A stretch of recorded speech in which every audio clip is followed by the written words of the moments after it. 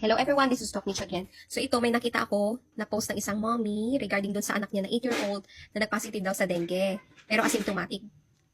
Ibig sabihin, wala siyang mga warning signs. Siguro, baka lagnat lang. Ngayon, hindi na pina-admit nung doktor na tumingin sa kanya. Actually, mga ganito na dengue cases, meron talaga yung mga hindi naman kailangan i-admit sa hospital, no? Kasi nga, possible na wala siya yung mga warning signs. So, yung mga warning signs na tatandaan natin, indikasyon yun na kailangan niyang ma-admit. Ano nga ba yun? So, ito ay, yan, pagsusuka, pananakit ng tiyan, may pagdudugo, active bleeding, ganyan. So, nosebleed, mga ganyan. Pananakit ng tiyan at pagsusuka. So, indikasyon yun na kailangan niyang ma-admit.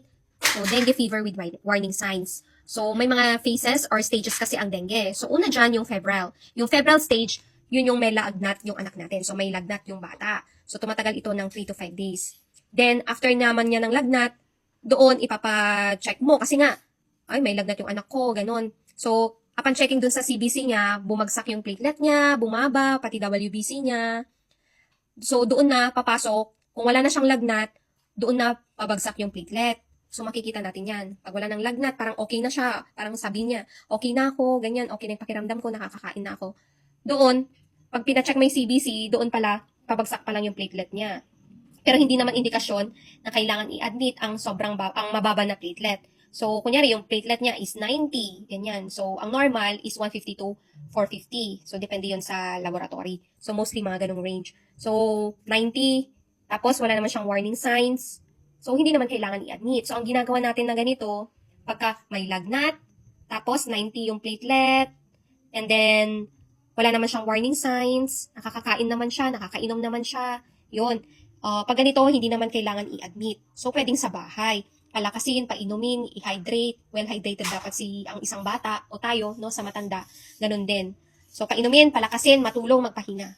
Kasi nga, ang gamot lang naman sa dengue ay hindi naman antibiotic. So, hydration lang siya. Dapat palakasin yung resistensya natin. So, yun.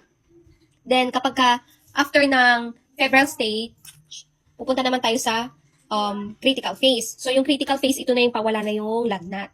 So, doon, masasabi mo na, okay na ako kasi wala na akong lagnat. Pero biglang doon sumasakit na yung tiyan, nagsusuka, ayan na. Then, pabagsak na yung platelet. So, yun yung imo-monitor natin, yung mga warning signs na nabanggit ko.